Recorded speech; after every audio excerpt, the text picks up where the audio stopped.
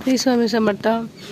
आपको पता है कि गया जी का ही पिंडदान स्वीकार किया जाता है और गया में जो हम अपने पितरों के लिए पितृदान करते हैं वो ज़्यादा पितरों तक पहुंचता है।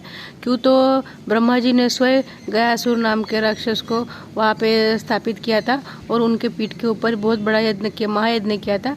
और यज्ञ किया था जब 55 गांव के ब्राह्मण को वहाँ बुलाया गया था। 55 गांव के ब्राह्मण वहाँ आ गए थे और उनके लिए रहने के लिए व्यवस्था की गई थी। उनके लिए सोने के मकान बनाए गए थे।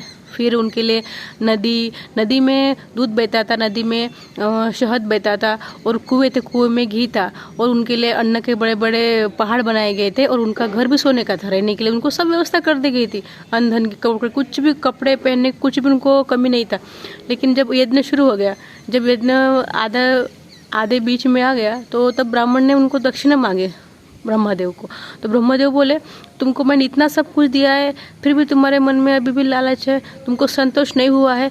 तो भी ब्रह्मदेव ने उनको श्राप दिया है कि तुमको इतना जो तुम्हारे जो सोने के घर है वो सब मिट्टी के बन जाएंगे और अन्य के जो बड़े बड़े पहाड़ है वो भी वो पत्थर के बन जाएंगे और जो दूध की वो शहद की जो नदियाँ है वो सब पानी बन जाएंगे और जो कुआं है कुएं में जो घी भरा है वो भी सब पानी बन जाएगा।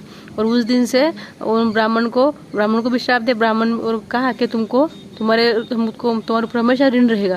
इसलिए ब्राह्मण के ऊपर हमेशा ऋण रहता है और इस श्राप की वजह से वहाँ 55 गाँव के जो ब्राह्मण थे वो वही रुक गए। इसलिए गया जी में हम जो भी श्राद्ध कर्म करते हैं तो क्रिया तर्पण करते हैं हमारे पितृदेवता के लिए वो ज़्यादा प्रभावशाली होता है और वो हमारे पितृलोक तक जाता है और हम पितृ स्वीकार करते हैं। इसलिए हमको गया जी में ही तर्पण करना चाहिए अपने पितृ का। यही जानकारी आपको देने की थी।